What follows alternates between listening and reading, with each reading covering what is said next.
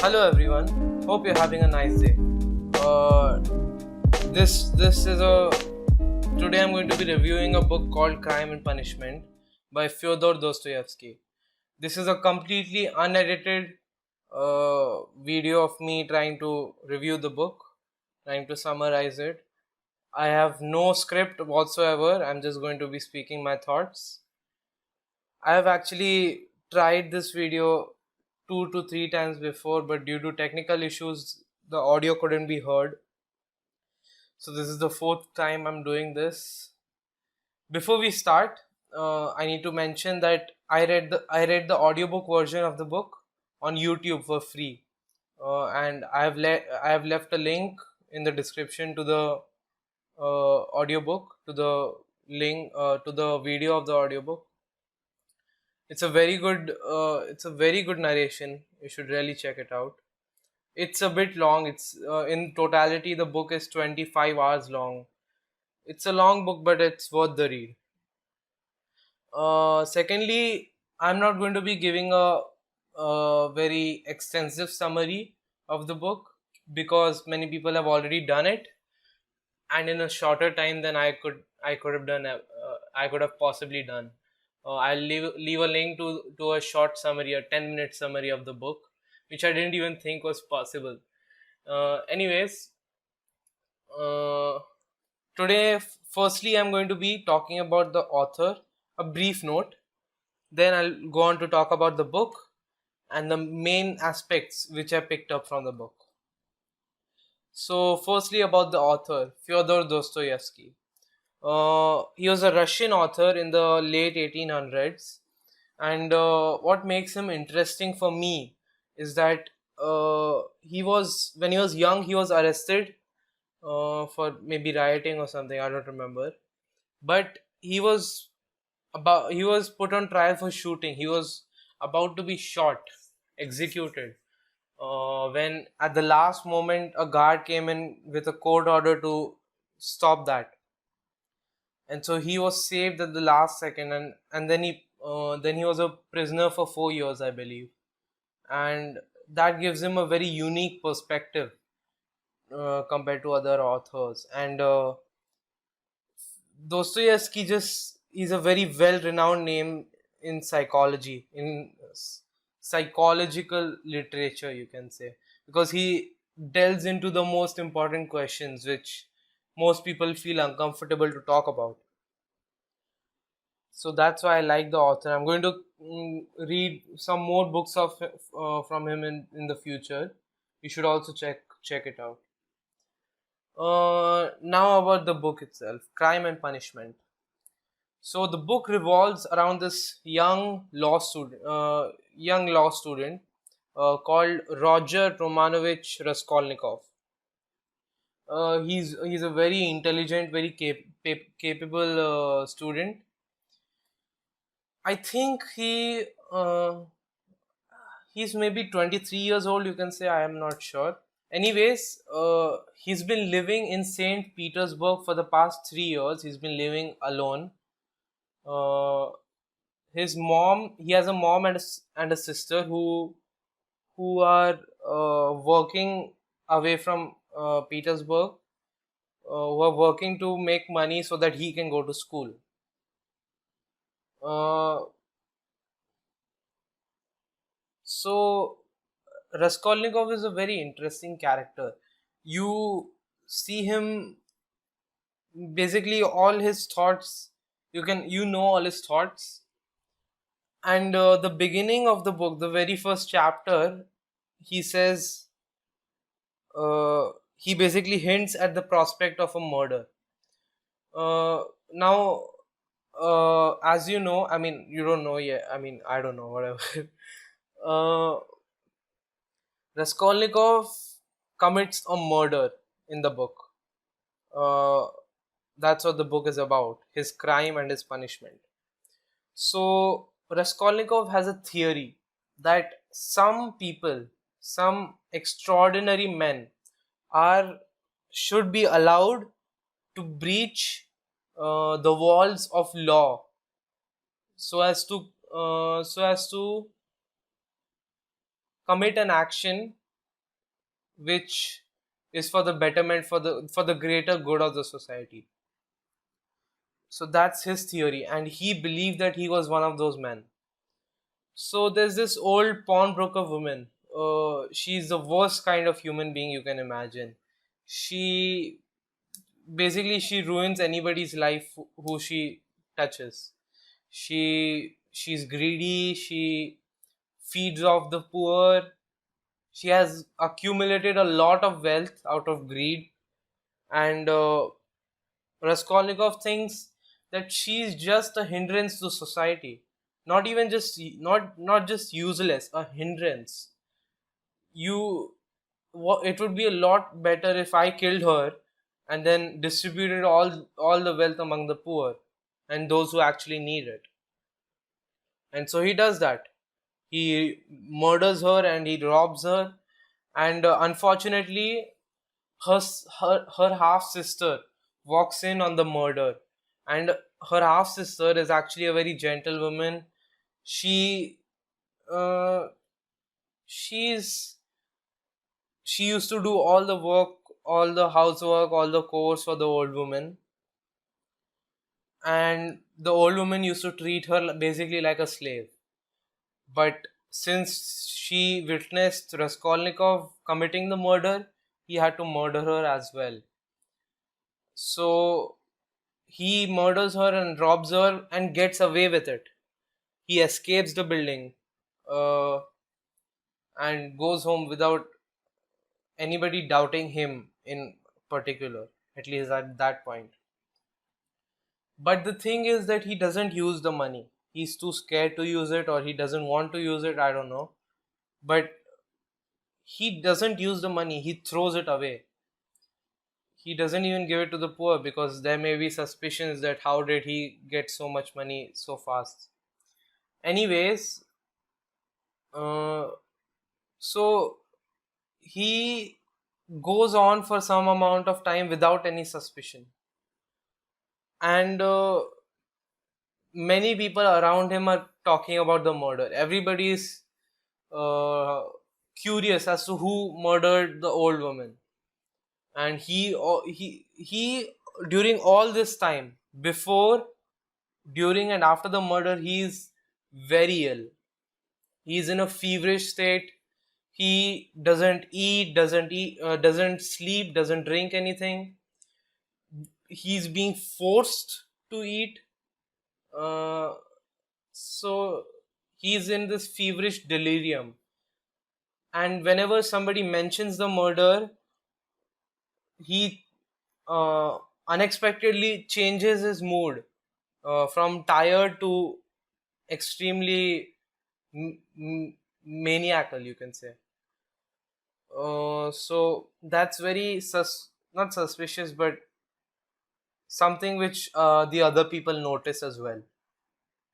So as I said, he's very sick. So his friend, his very good friend called Ruzumikin, takes care of him, all of his affairs, feeds him.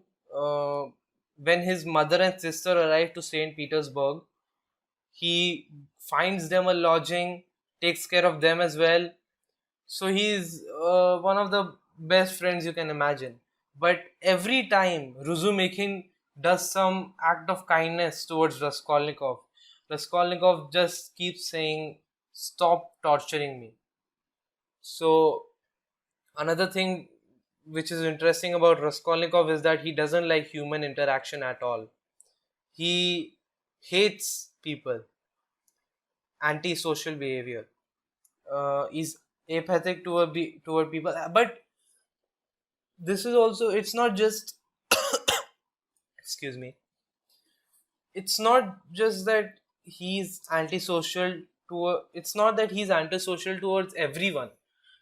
Towards the ending of the book, we can see that he does feel love towards his mother, towards a girl called Sonia, so, and to her and to his sister as well.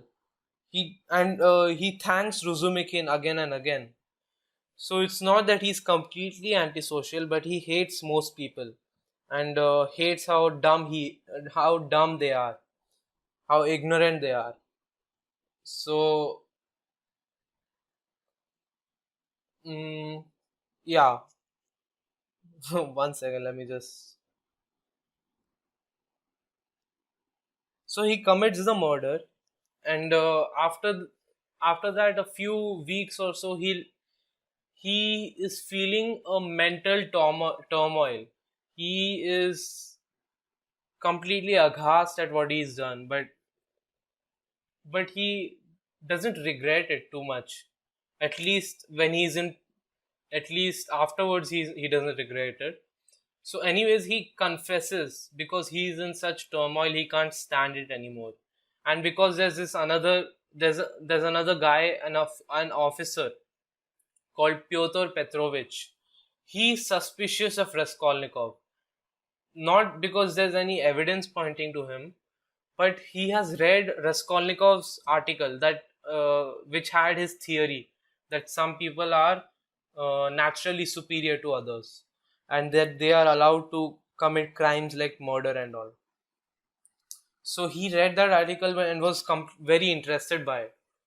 So he approaches Raskolnikov, and Pyotr Petrovich, this officer, he is very interested in psychology, a psychology of a criminal. His suspicions lie uh, profoundly on the psychology of Raskolnikov, how he behaves and acts, and how it is synonymous to that of a murderer's. So that's his only lead, you can say, towards Raskolnikov being the murderer. But Raskolnikov finally gives in. He can't stand any more of these suspicions. He confesses to one of the officers, and so he has a court trial then. In the court trial, there are many things which reduce his sentence. Uh, for example, that he lived in a very dull and dark environment, a depressing environment. His lodging was it was a very small lodging, which was in totality about half the size of a room. So uh, that affected him as a person, and also that he was in a delirious state, sorry. uh, he was At that time there's a theory that there's a condition called something to the lines of temporary insanity. So they believe that Raskolnikov had gone temporarily insane. He didn't know what he was doing, but he did it anyways. So that was another thing which reduced his sentence, even though he didn't say anything in his defense. He he confessed to the fullest, to the last detail of whatever he did. He didn't defend himself at the least. So, but still, the jury reduced his sentence to 8 years. But when we see in the epilogue in the prison in Siberia, he doesn't feel remorse for what he did. And so now that was a brief summary of the book, and now I'm going to go into the aspects of the book which we should talk about. So the first question which is asked is, did he commit a crime or not? Except for if you don't look at it legally, why should it be looked at as a crime? As that's what Raskolnikov thought. He shouldn't be looked at as a sinner, as somebody who did something bad, because that person who he killed, that old woman, was a hindrance to society. She was just uh, collecting money for no need, and basically stealing of the poor. Why is it bad that he killed her? Because she was ruining everybody's life. So this is where uh, it delves into objective versus subjective morality, I think. uh, and it makes you question as to what is a crime. Why are these? Why is this crime different than others? So it's all about the context. He does murder, but you can say that his murder was justified. Anyways, the second thing which he asks, which uh, Dostoevsky delves into, which is very important in the last parts of the book, which everybody has been disputing, is crime a product of the person or the environment? So, as it was given in the book itself, his sentence was reduced because of one of the factors was that the environment was very bad. It was very depressing, and it would have led any sane person to murder. But I don't think that's the only reason. I mean, not. I don't think any sane person could have committed a murder, because Raskolnikov's character has been obsessed with this struggle for power. He's been wanting to have this supremacy. He knows that he's intelligent. He wants to prove that. He wants to prove that he's supreme as compared to other people. So to do that, that was already in his head at the time. All that pushed him was that environment, was that depressing environment which he lived in, and the state he was in before and during the murder, uh, and as well as the old woman's attitude and her personality, that also contributed. But Raskolnikov was already thinking of murder. He was already like that, like that. But yeah, Raskolnikov's character was necessary for the murder to have been committed. A normal person wouldn't have thought of the murder. At least I feel so. So, anyways, I think, yeah, I mean, Dostoevsky doesn't ask this question, but it's another aspect which I took from is that Raskolnikov is a very unpredictable character. You don't know what he's going to do next, what he's thinking. Even his mother and sister don't know what he's going to do. So that makes him a very interesting character. His thoughts, his theories, he's a very intelligent fellow, and that makes him a very interesting character, and which pushes the book forward. If Raskolnikov wasn't as interesting, I don't think I would have uh, been so interested in the book. But I think Dostoevsky has done a wonderful job in portraying Raskolnikov as he has done, and you should read the book to delve more into the characteristics of Raskolnikov. He's Dostoevsky has. I mean, the book is very big. There are many characters which I've left out, and you could have a character analysis for every character in the book, to be honest. But Raskolnikov for me is one of the uh, greatest characters which I've read till now. Uh, there's also another bit of Raskolnikov which is not usually portrayed. It's that he finds. I mean, the book has also one aspect called about suffering. Who suffers the most? And Raskolnikov believes that women, in that time, women suffered a lot. They would suffer for the sins of their family, and he used to watch or witness in awe that how can somebody be so selfless, that they take the sins of others. Um, as I talked about earlier, Sonia, she has taken the sins of her own family.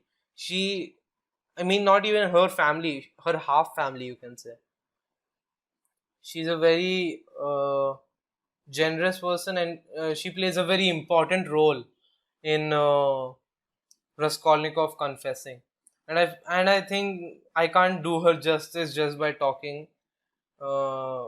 It's better that you read the book and get to know it yourself. Anyways, I'll leave a link in the description box. You can check both the audiobook or the summary. Uh, as for the next video, I don't know what exactly I'm going to do. Maybe I'll be reviewing this book by Dr. B.R. Ambedkar, or maybe I'll just review my drawing or something, because I'm not sure. I'm not reading that book as often because I have exams now. But yeah, let's see what I'll think of something. Anyways, that was it for this video. Thank you so much for watching.